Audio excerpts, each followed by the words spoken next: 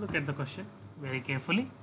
Balance sheet of A Limited and B Limited separately are given to you. B Limited is legal subsidiary of A Limited. Okay, it is a subsidiary. B Limited is a legal subsidiary of A Limited. Okay, they have given the balance sheet information. A Limited holds 90% of 20 million shares of B Limited. Okay, face value of rupee 1. A Limited has 100 million shares. Market price of A Limited share as on December 31st, 2007 is 70 rupees 70, and that of B Limited is rupees 18. It was decided that B Limited would acquire A Limited by issuing its equity shares. So be very careful. B Limited is acquiring A Limited. Okay. So for this purpose, the plant and equipment of A Limited were valued at rupees 644 million, and investment in B Limited, which are 18 million shares, valued at market price. So we need to be very careful when we are looking at the question. B Limited, which was a subsidiary of A Limited, is acquiring A Limited now. So how to consider? That becomes a major question. Let's look at the answer also. How many shares of B Limited should be issued to acquire A Limited without any acquisition of goodwill? So no need to consider any goodwill. How to consider, right? See, plant and equipment. They have told they have revalued A Limited's plant and equipment because B Limited is acquiring A Limited, right? So 644 million. How much is the investment? They have given here. What is that?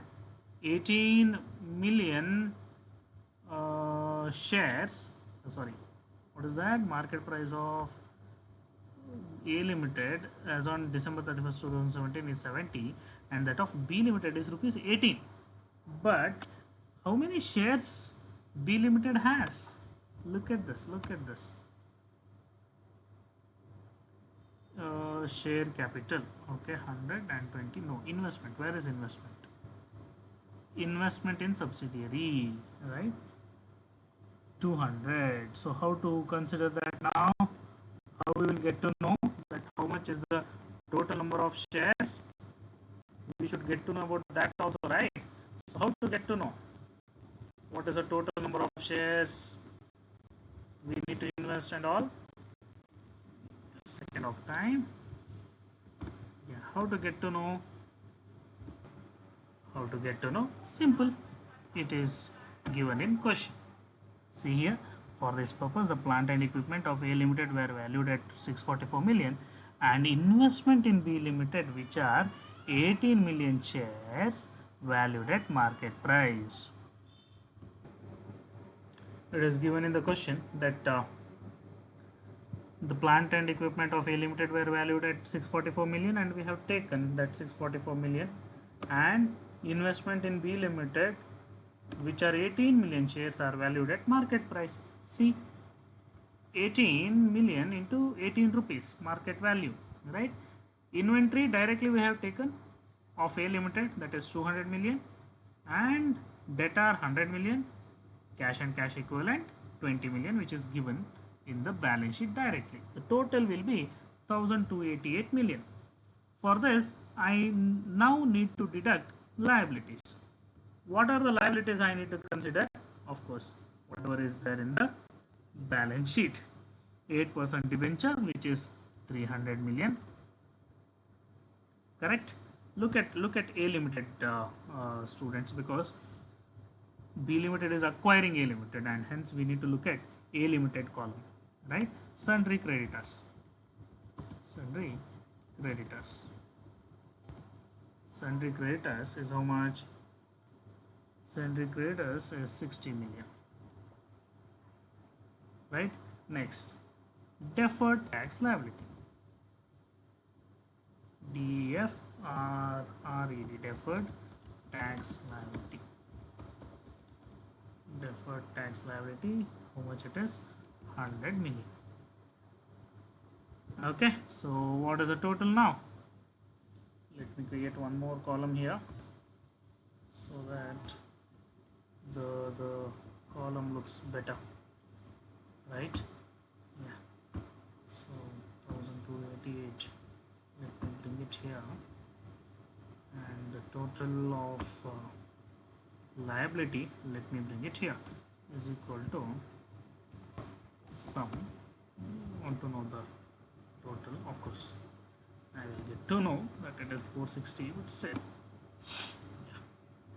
460 million. So net asset acquired will be how much? Net asset acquired, net asset acquired is equal to total assets of A Limited minus total liabilities of A Limited, that is 828 millions. So hope you have understood. The assets were revalued and we have considered the revalued value. The liabilities, whatever is given in the balance sheet, we have taken, correct, and the total net asset acquired has become 828. So what we need to do? We need to first total the assets. We need to be very careful what is the amount given, any revised amount given. In our question, plant was revised, investment was revised, hence we have taken revised amount of plant and equipment and investment, did the total of assets, then took all the liabilities, correct, liabilities only, not the share capital, not the retained earnings, right? So we have taken only the liabilities. Then when we deducted whatever amount is there, that is our net asset acquired. Simple concept of capital is equal to asset minus liability applies here. You just check, you will get to know. Okay, consideration paid for acquiring A Limited is equal to, how we will get to know? Of course, whatever is given here, right?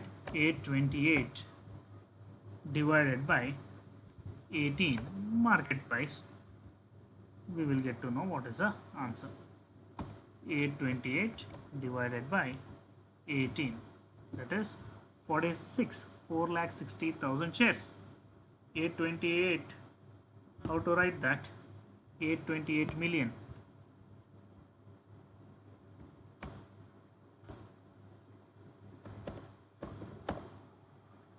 right?